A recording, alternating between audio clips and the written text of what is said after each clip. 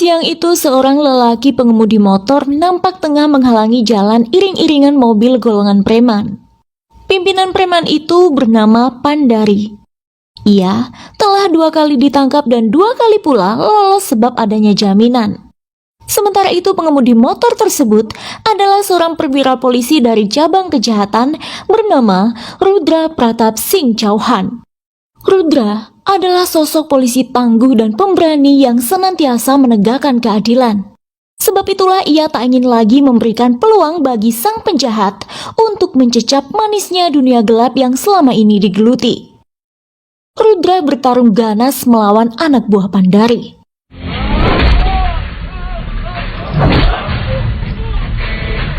Hingga akhirnya ia menembak mati penjahat itu.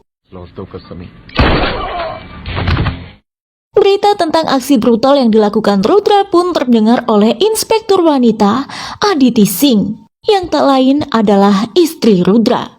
Sang inspektur menegurnya. Bagi Aditi, sebagai seorang polisi, patutnya mereka bertanggung jawab atas tugasnya, bukan malah main hakim sendiri dengan menembak pelaku misalnya. Namun malam harinya ketika di rumah, Aditi meminta maaf kepada Rudra atas sikap berlebihannya di office. Sembari menikmati masakan yang telah dihidangkan oleh sang suami, Aditi menyantap dan sesekali menyuap Rudra. Ia berkata, semua yang ia lakukan hanya demi melindungi sang suami, sebab ia tak ingin lagi jika Rudra dipindah-pindahkan dari satu cabang ke cabang yang lain atas tindakan-tindakan manuvernya. Aditi ingin Rudra selalu di dekatnya. Dan akhirnya mereka pun kembali berbaikan. Pagi itu, publik digegerkan dengan penemuan 3 gadis dan 1 orang wanita tak bernyawa di sebuah asrama kampus. Aditi dan anggotanya mulai melakukan investigasi dengan menyisir TKP serta melakukan interogasi kepada pihak-pihak terkait, termasuk 3 orang tua korban serta petugas keamanan setempat. Media pun tak mau ketinggalan info seputar kasus tersebut. Di satu sisi, Menteri Pendidikan menyatakan akan memohon pada CM atau Ketua Menteri untuk membantu dalam mengusut tuntas kasus yang terjadi di lingkup pendidikan tersebut.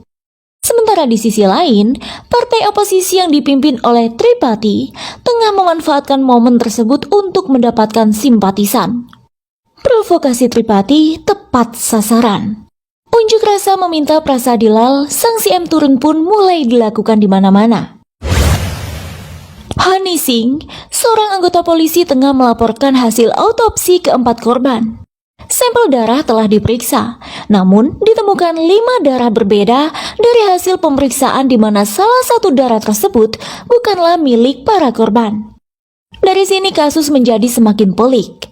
Kasus yang mulanya diduga sebagai kasus bundir saja menemui kerumitan di mana cerita terpelintir ketika sampel darah kelima ditemukan. Jika bukan milik dari salah satu korban yang ditemukan, lalu milik siapakah itu? Siang itu sang CM mendatangi pertemuan dengan para awak media. Dalam pertemuan itu banyak sekali pertanyaan yang diajukan kepadanya terkait kasus pembunuhan yang telah terjadi di asrama kampus wanita. CM menjawab semua pertanyaan awak media, bahkan ia berjanji hendak mengusut kasus tersebut hingga tuntas. Keinginan publik untuk mengembalikan kembali perwira polisi tangguh dan pemberani Rudra Pratap Singh Chauhan ke cabang kejahatan pun disampaikan oleh salah seorang awak media. Prasadilal sejenak tertegun, namun kemudian demi kebaikan rakyat, sang CM pun menyetujuinya. Dan keputusan CM mendapat tanggapan positif dari seluruh awak media. Malam itu Rudra dan Aditi berdiskusi mengenai kasus penemuan 4 mayat perempuan di asrama putri. Menurut Aditi itu bukanlah kasus bundir, melainkan pembunuhan yang berkedok bundir sebab bukti-bukti yang ditemukan berbicara sebaliknya. 5 sampel darah ditemukan dari penemuan 4 mayat. Tentu itu hal yang aneh. Karena itulah Aditi meminta bantuan suaminya. Namun dalam hal ini Aditi meminta Rudra mengubah sedikit metodenya dan mengikuti metode sang istri. Atas nama cinta, Rudra mau mengesampingkan egonya. Ia pun setuju dan berjanji akan menggunakan metode Aditi. Esok harinya mereka pun mulai beraksi. Investigasi ulang dilakukan. Rudra memeriksa barang-barang korban. Ia menemukan sebuah SIM card dan secarik nota penarikan uang tunai.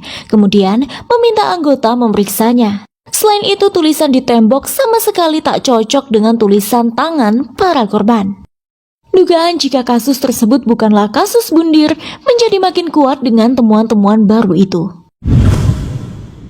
Suatu ketika sang CM menelpon Aditi secara pribadi. Prasadilal mendesak kepolisian untuk segera menyelesaikan penyelidikan kasus itu. Namun ia juga berpesan supaya Departemen Kepolisian tetap melakukan tugas tidak melebihi batas-batas hukum. Tak melebihi batas-batas hukum, pesan itu terdengar bernada ancaman bagi Aditi. Investigasi polisi terkait SIM card dan nota penarikan uang tunai mengacu kepada seseorang bernama Ramesh Dubai. Namun, ternyata baik nama maupun alamat sosok Ramesh Dubai adalah fiktif belaka. Aditi pun menginfokan sebuah nomor handphone kepada suaminya. Selanjutnya bersama S.I. Dulare dan Hani Singh, Rudra mendatangi bank untuk melacak pelaku penarikan uang tunai yang tertera pada barang bukti nota. Atas izin manajer bank, Rudra dan yang lain pun menyimak CCTV ATM.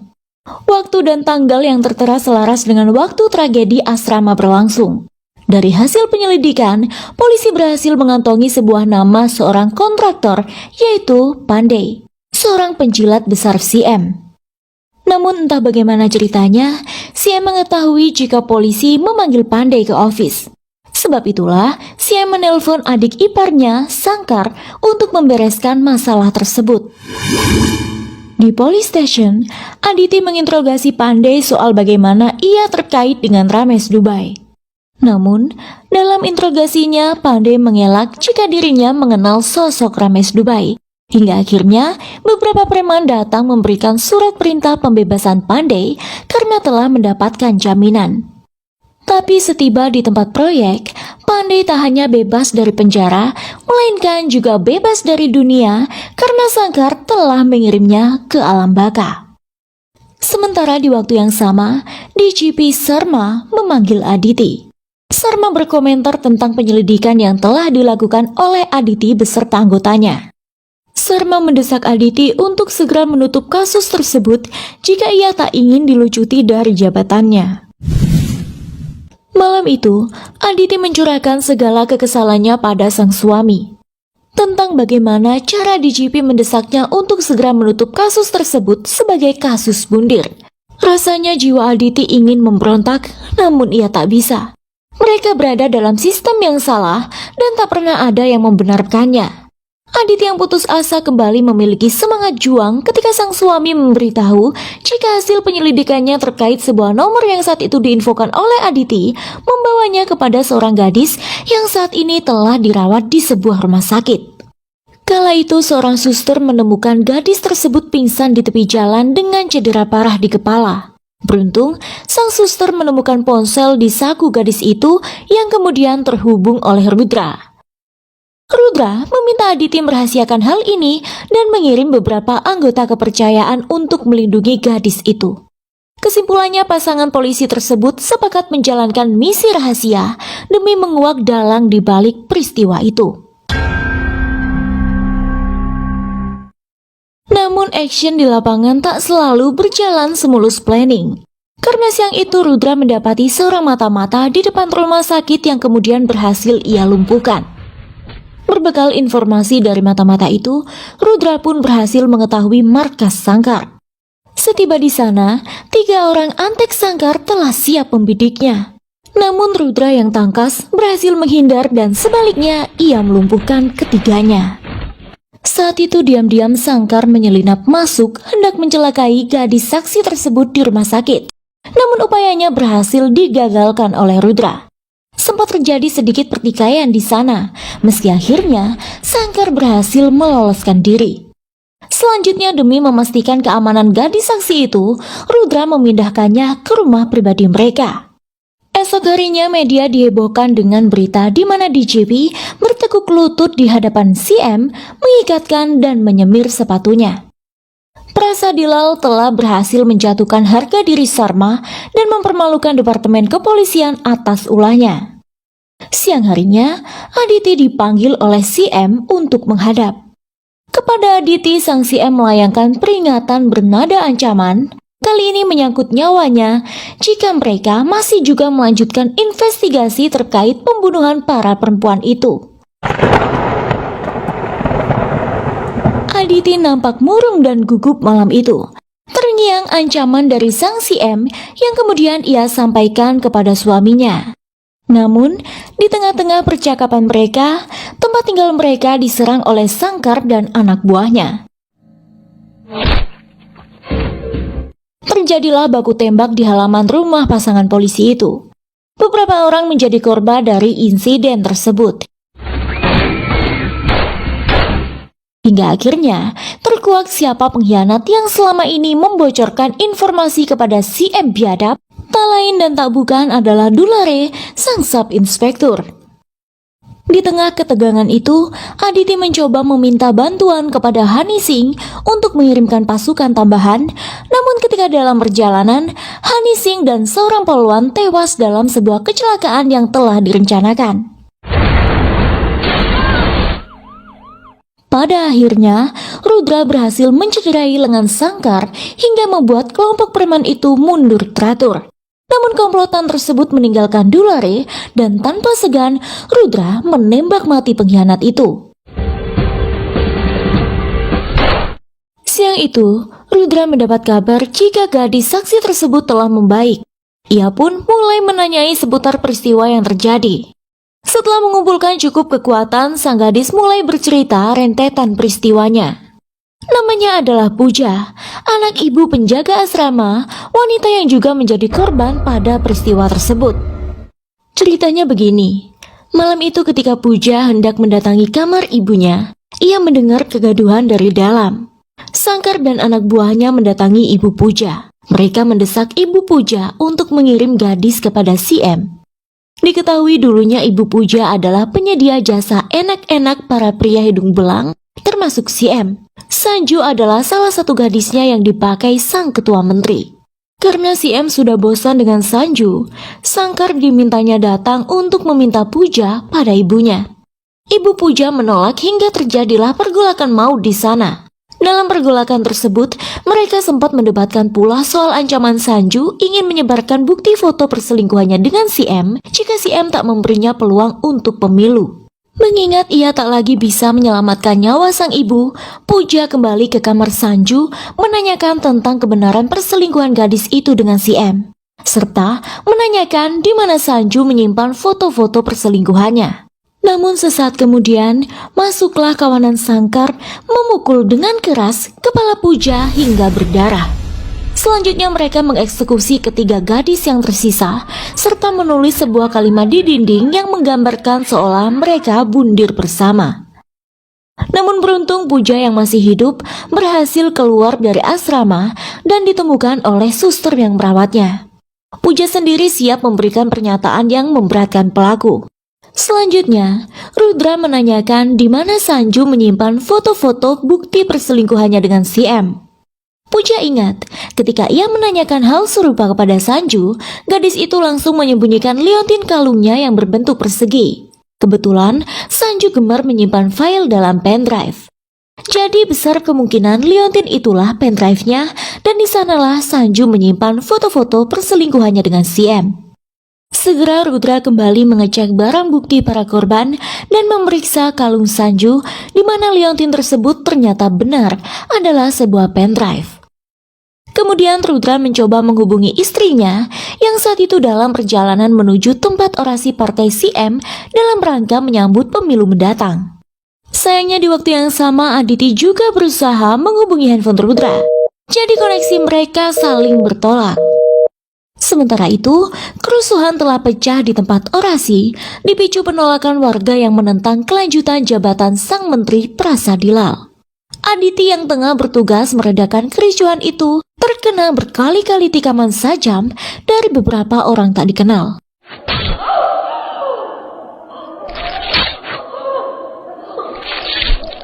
Tampaknya kerusuhan tersebut telah dirancang sebagai ajang pencabutan nyawa sang inspektur wanita itu. Tak lama kemudian, Rudra tiba di lokasi dan mendapati sang istri telah bersimbah darah tak bernyawa. Rudra histeris menyaksikan sang istri tewas mengenaskan, dan dari situlah ia bertekad untuk membalas dendam.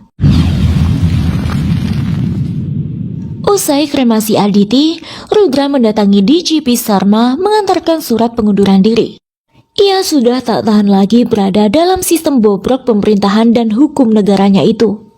Selama ini ia berusaha mengendalikan diri menghadapi para pelaku oligarki hanya demi Aditi. Bahkan kala itu, ia memiliki peluang untuk membunuh Sangkar setelah penyerangan di rumahnya, namun tak dilakukan sebab tak ingin membuat Aditi marah. Kini Aditi, sang istri tercinta, telah tiada. Tak ada lagi alasan bagi Rudra untuk mengendalikan emosinya. Kejahatan harus pula dibalas dengan kejahatan. Tak disangka ungkapan Rudra membangunkan nurani sang DJP. Esok harinya Sarma memimpin rapat untuk menindaklanjuti kasus yang masih menggantung. Kasus yang perlu dituntaskan sebab telah memakan banyak korban, termasuk Inspektur Aditi Singh. Kali ini DJP Sarma mengambil tindakan bijak. Mengingat apa yang telah dilakukan CM kepada dirinya, terlebih kepada departemennya, Sarma tak menerima surat pengunduran diri Rudra, melainkan ia memberikan kebebasan pada Rudra untuk menindak para pelaku kejahatan dengan metodenya sendiri, bukan lagi dengan metode kepolisian. Sebab mereka-mereka hanya bisa ditangani oleh kekerasan. Dan hari itu juga, Rudra Pratap Singh Chauhan diangkat sebagai inspektur menggantikan istrinya, Aditi Singh, untuk menyelesaikan tugas yang belum tuntas. Malam itu juga seluruh anggota kepolisian dikerahkan untuk menciduk semua anak buah Prasadilal dan Sangkar. Barulah esok harinya, dengan mengendarai motor andalan, Rudra mendatangi Sangkar di tempat proyek dan menyelesaikan apa yang sempat ditundanya, yaitu kematian Sangkar. Tak tanggung-tanggung, sang inspektur bertarung melawan semua anak buah Sangkar hingga mereka tumbang.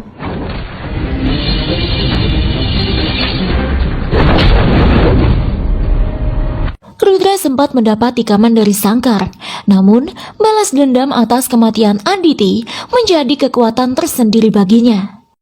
Tepat saat itu, pada hari Dussehra, yaitu hari kebaikan melawan kejahatan, Rudra membunuh adik ipar sang CM.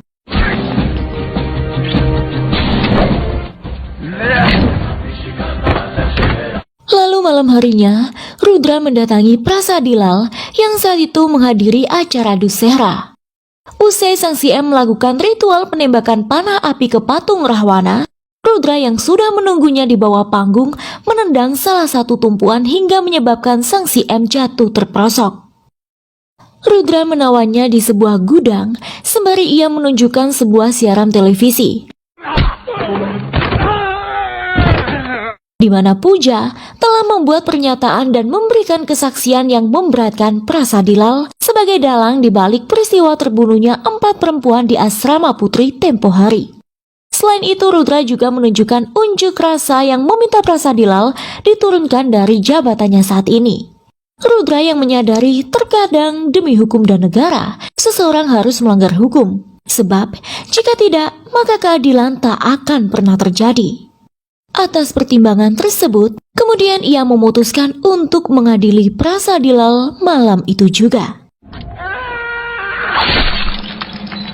Dan film pun selesai.